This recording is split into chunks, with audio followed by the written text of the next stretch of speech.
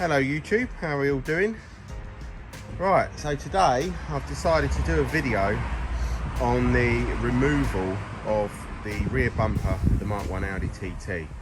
I've decided to do the video because I sort of searched around a little bit on YouTube and I only managed to find one video of the removal, which, no disrespect, it wasn't that great.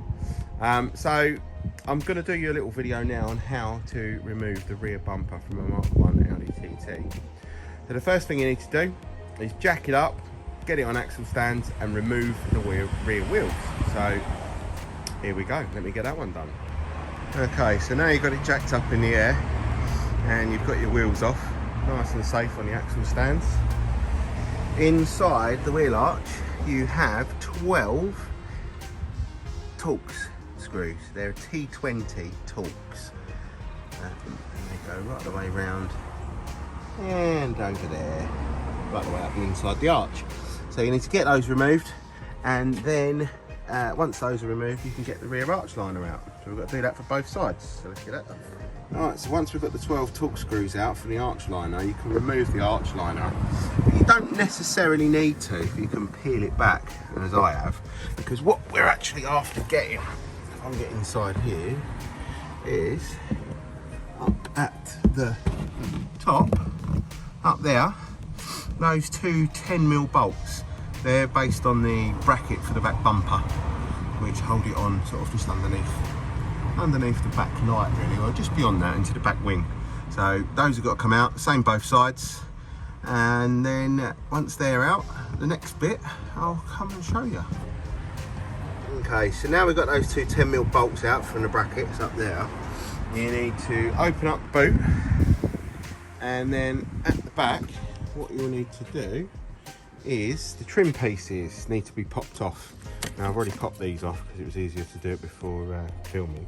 So the little trim pieces both sides, as you can see, they've just got little clips that just clip in sort of down in these bits. So it's a very snug, tight fit, and you probably will worry about breaking them as you pull it up, and with a 20-year-old piece of plastic you may well break them. Luckily on this occasion I didn't.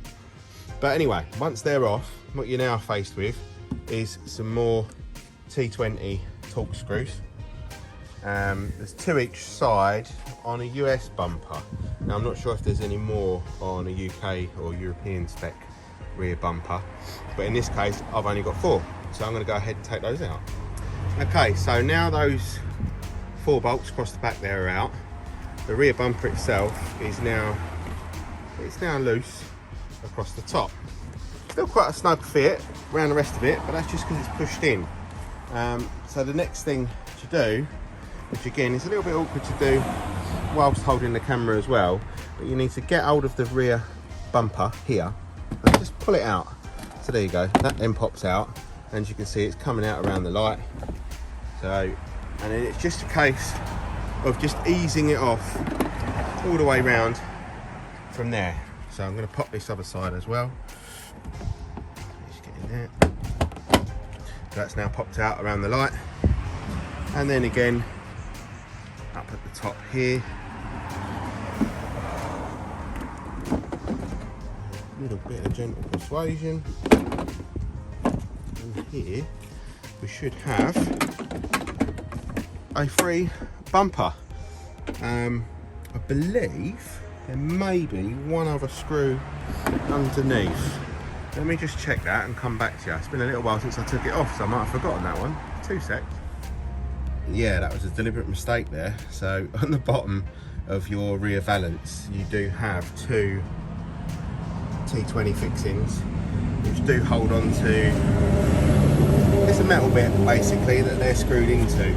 So I'll say I deliberately forgot to tell you about those 2 because it has actually helped hold the bumper, so the bumper didn't just fall off into oblivion. So I shall now remove those 2, and that should be the bumper completely off. Yep, so literally that was it. That was the last 2 screws holding the bumper. So if now, let's get this on nice and wide. I should be able to now get out of the bumper and lift it away. And there you go. That's how you remove the rear bumper of a MK1 Audi TT. Obviously refitting is the reverse, but I'd probably say them 2 bottom screws that I left till last, I would put them back in last as well. There you go.